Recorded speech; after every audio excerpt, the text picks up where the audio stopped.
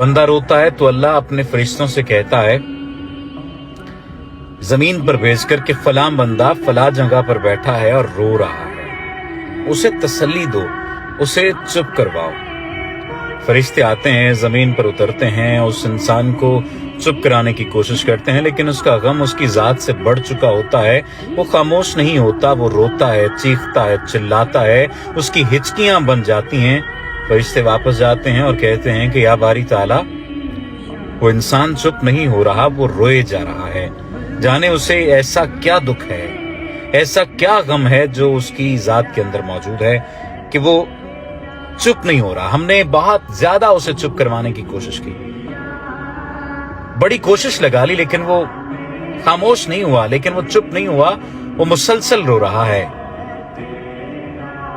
तो अल्लाह पाक कहता है कि मुझे पता है मेरा बंदा क्यों रो रहा है, मैं जानता हूं, क्योंकि मैंने उससे उसकी बहुत ही दिल अजीज चीज, दिल अजीज शय, दिल अजीज इंसान ले लिया है,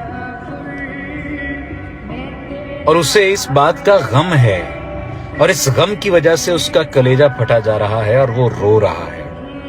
लेकिन मैं ही अपने बंदे के दिल में ये बात डालूंगा कि उससे बेहतर अता करूंगा जो उससे छिन गया है। और कह दो मेरे बंदे से कि ला तकनतु मिन रहमतिल्लाह, कि अपने रब की रहमत से मायूस ना हो जाना। अब जब मैंने ये तहरीर पढ़ी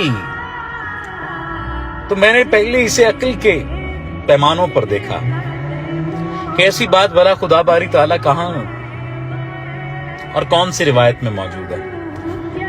लेकिन फिर मेरे दिल में ख्याल आया कि मैं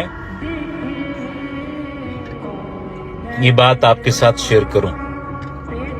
अगर आप भी रो रहे हैं किसी इंसान के चले जाने पे, किसी शय के छिन जाने पे, किसी माली जरिए के चले जाने पर, किसी माली सबब के छिन जाने पर, किसी भी चीज के दूर हो जाने से अगर आप परेशान हैं, गमगीन हैं, अफसरदा हैं, तो परेशान ना हो, क्योंकि अल्लाह ने ये खुद कह दिया है कि अपने रब की रहमत से मायूस ना होना।